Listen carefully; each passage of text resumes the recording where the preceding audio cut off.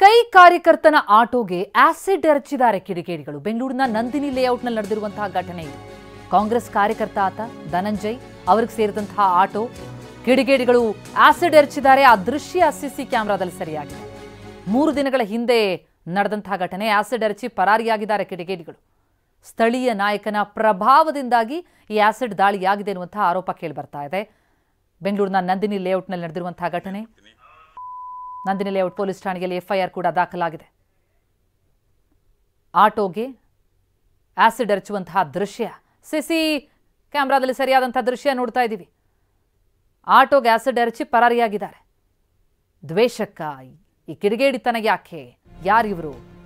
ಸ್ಥಳೀಯ ನಾಯಕನ ಪ್ರಭಾವದಿಂದಾಗಿ ಆಸಿಡ್ ದಾಳಿ ಆಗಿದೆ ಎನ್ನುವಂತಹ ಆರೋಪ ಕೇಳಿಬರ್ತಾ ಇದೆ. ಕಾಂಗ್ರೆಸ್ ಕಾರ್ಯಕರ್ತ ಧನಂಜಯ್ ಅವರಿಗೆ ಸೇರಿದಂತಹ ಆಟೋ ಇದು. ದೃಶ್ಯಗಳಲ್ಲಿ ನೋಡ್ತೀವಿ ನೋಡಿ. ಬರ್ತಾರೆ, ಆಸಿಡ್ ಎರಚ್ತಾರೆ, ಪರಾರಿಯಾಗ್ತಾರೆ. 3 ದಿನದ ಹಿಂದೆ ನಡೆದಂತಹ ಈ ಘಟನೆ. ಅದಕ್ಕೆ ಸಾಕ್ಷಿಯಾಗಿ ಸಿಸಿ ಕ್ಯಾಮೆರಾ ದೃಶ್ಯಗಳಿವೆ. ಈಗ ಎಫ್ಐಆರ್ ಕೂಡ ದಾಖಲಾಗಿದೆ ನಂದಿನಿ ಲೇಔಟ್ ಪೊಲೀಸ್ ಠಾಣೆಯಲ್ಲಿ.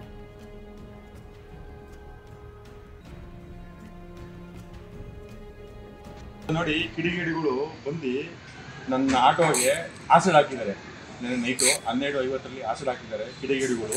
ನಾನೇನು ಮಾಡಿದ್ನೋ ಗೊತ್ತಿಲ್ಲ ಅವ್ರಿಗೆ. ನೋಡಿ, ಆಸಿಡ್ ಹಾಕಿರೋದು ನೋಡಿ, ಹಾಕಿದ್ದಾರೆ ಆಸಿಡು. ಇಲ್ಲೆಲ್ಲ ಉಜ್ಜಿದ್ದಾರೆ ಆಸಿಡು. ನೋಡಿ, ಇಲ್ಲೆಲ್ಲ ಉಜ್ಜಿದ್ದಾರೆ. ಇದೆಲ್ಲ ಉಜ್ಜಿದೆ. ನನ್ನ ಬೇಕು ನೋಡಿ, ಇಲ್ಲೆಲ್ಲ ಕೂಡ ಪೇಂಟ್ ಹೋಗಿದೆ. ನೀವು ಜೂಮ್ ಮಾಡಿ, ಇದಕ್ಕೆ ಇಲ್ಲೆಲ್ಲ ಪೇಂಟ್ ಹೋಗಿದೆ.